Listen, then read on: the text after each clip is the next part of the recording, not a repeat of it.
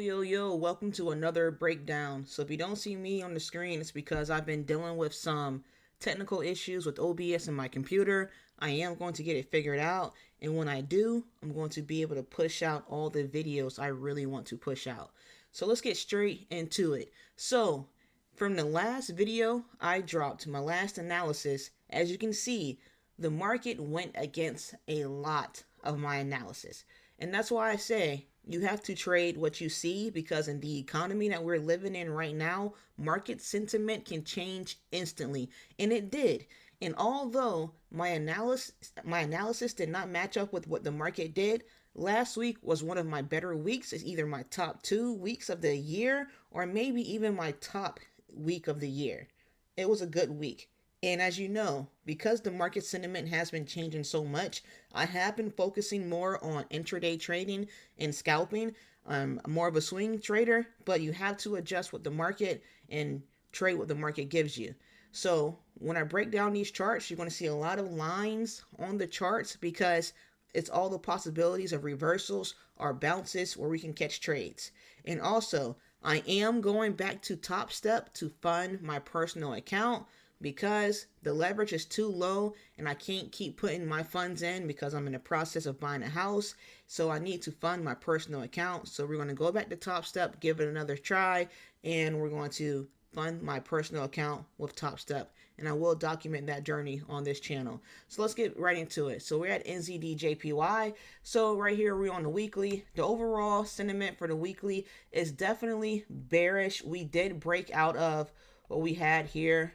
We had this drop here, and then we got caught into like another weekly and daily zone. Once I dropped down to the daily, we did break below it. We did retest it, and we did bounce down. So I'm gonna skip the daily. I'm gonna go all the way down to the 6 hour, since we're intraday trading and we're scalping. So based on the 6 hour here, right? So what we're gonna do here is just be patient. Just be as patient as we can be, and we're going to see if we can get a bounce below, a retest here, or maybe it'll come up, give us another pullback, and then continue to ride the wave short. So we're just waiting for it, because the move kind of has already played out. So all we can do is just wait for market structure to present itself and recreate itself and continue to ride the wave down. That's the best thing we can do from here. And that's going to be the main story to a lot of pairs coming up. So, because last week we had a lot of movement last week. The previous weeks were kind of stuck in like a zone with a lot of pairs, a lot of ranging momentum. And last week, a lot has happened. It was a good week last week. All right, so like I say, same thing for USD SEC. We finally broke out of this mess here, and crazy bear run. So right here, we could see a retest of this level. We actually could see it come back up here and retest as well and continue to run down. So we're just going to wait. We're just going to be patient, man. We're just going to wait for the market to tell us what it's going to do, and for it to create some more better market structure. So my outlook for USD SEC right now, we're still bearish. Either retest here, come down here, come up here to give us something, I'm saying, maybe try to turn this into some more market structure and create a double top here, and then write it down. All right, so let's go to CHF JPY, and this is the same as NZD JPY. As you can see, the move has already happened, really.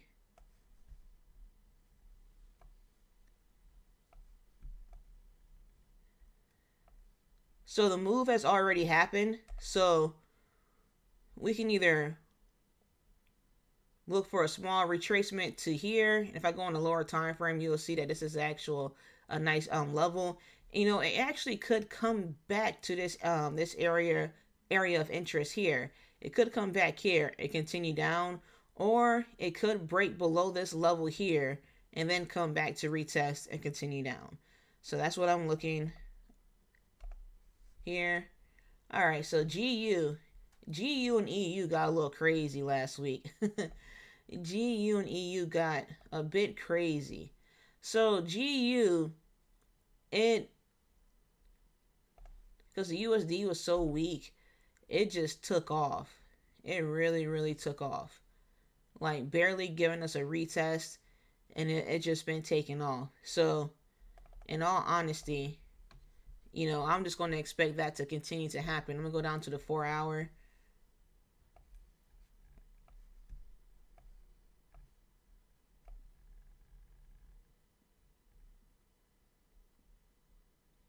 Yeah, so I'm just going to continue to ride this wave on GU.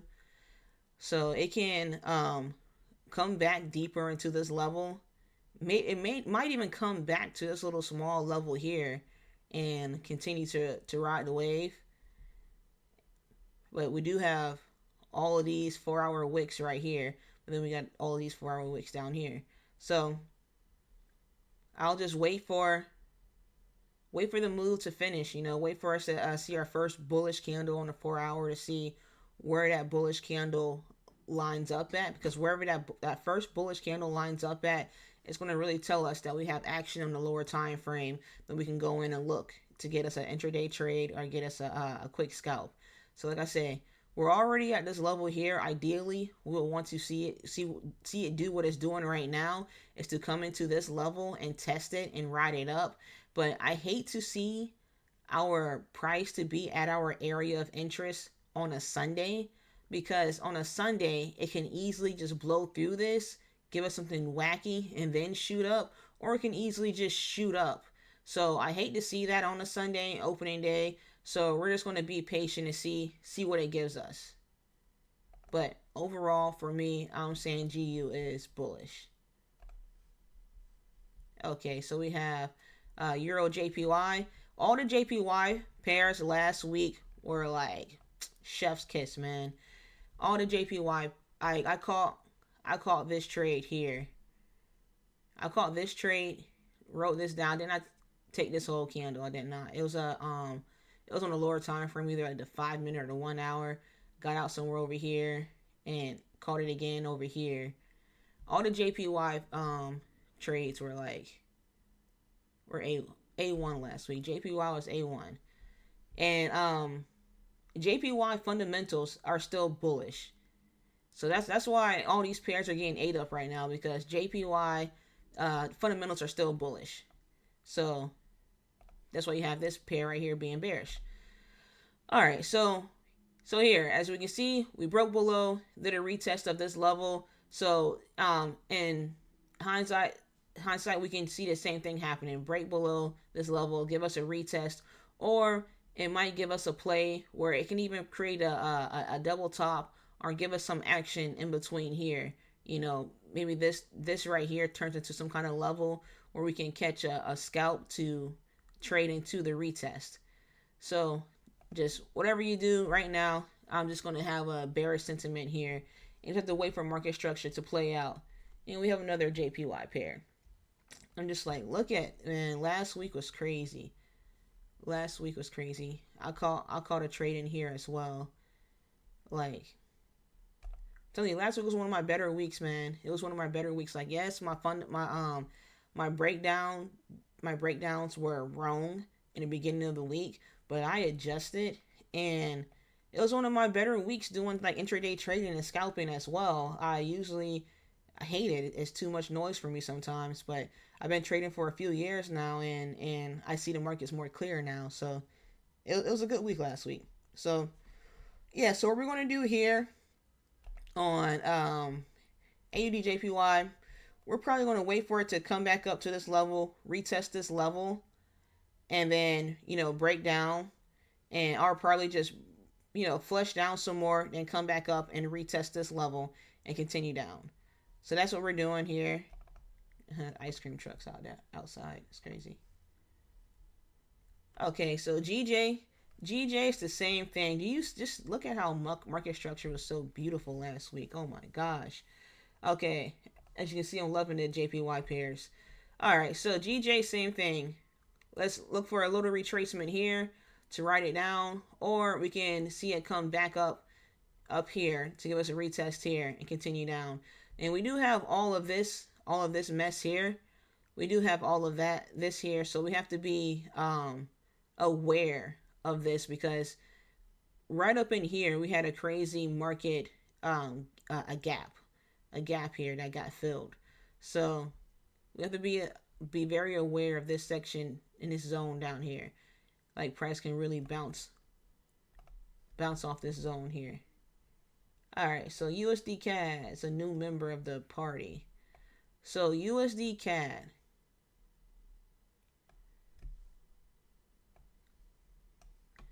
So USD CAD, I'm going to be real patient with, because I do feel like USD is bearish, but it could be searching for a retest right now. So I'm going to be real patient, and I probably won't take a trade until I'm out of this zone, like a clear direction out of this zone, or go down to the lower time frames and see if I can just catch some trades within this zone. But it could be heading to do a retest some sort up here. But then that makes me worried, because then we'll be breaking, this high. So, which means that it's a possibility that we could shoot back up here. And up here, it's like actually a weekly range. I said daily, it's a daily range. It's a range on the daily. So we could get stuck in this range again. So, I don't know. I would like for it to, if it does break this high, which it might do that. If it breaks this high, I would want for it to dance in this zone and then break back below. And then from there, we do have a lot of, I want to say clean market structure, but not strong enough market structure to have us too concerned. I feel like if it breaks below this level here, then we can catch a nice trending market down. Okay, so EU was moving last week. Like, yo, this crap was moving last week, man. Like, crazy. Like, one thing that I didn't like when it comes to my my trading last week, while getting back into, or not back, but getting into intraday trading and scalping, is getting stuck on lower time frames. One thing that I really learned and understood more so last week with trying to intraday trade and scalp is that you do have to pay attention to the higher time frames. You do have to be locked in on the higher time frames, because if I would have been locked in on the higher time frames, I could have caught this swing right here. Like, it's set up, like, I think it's set up more so on the 6 hour. Let me go to the 6 hour. Like, look at this. Like, this, and remember, on higher time frames, you don't need like a 2 candle confirmation. Like, this doji, this break retest of this level of the EMA, and this is probably like a fib level 2, and then a crazy doji here, like crazy tail. Like, that's all I need. Like, I could have got in, at the closure of this 6 hour candle and just rolled this baby up. Like, but I was so fixated on the lower time frame, on the 5 minute, that I did not see that happening. And that's why I see a lot of blue lines. These blue lines are my lower level, like action zones, or action, like market structure, possible bounces. And EU moves so much. Like, that's why I have a lot of lines. EU moves so much. So when it comes to EU, okay, so as you see, we were bullish. We did create a double top. So I'm just going to see what it does at this zone. I'm just going to see what it does. So if we can, break above here, even if it give us a nice break and back retest on this zone, it's a little worrisome because of a double top. So, it'll be best to see it break above this area here and continue up. Or if we drop all the way down for some reason and break below here, then, I'll take some shorts. So for right now, I'm just going to let it tell me what it wants to do. Okay, so that's it. I appreciate you guys for watching. Make sure you like, comment, subscribe. And like I said, I am going back to Topstep.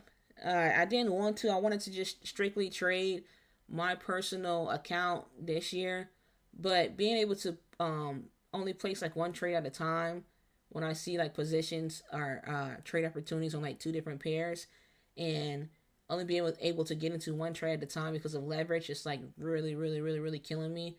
And I know I need to, um, you know, build this account so I can actually trade. So that's the main reason why I'm doing it, is to be able to build this account. And markets just open. Look, EU just gapped up right here. So, but I don't place trades on Sundays because what's going to happen is it's probably going to run up some, but it's going to fill this gap, and then you can probably eat the run up right here. So yeah, man, I appreciate you guys. Be easy.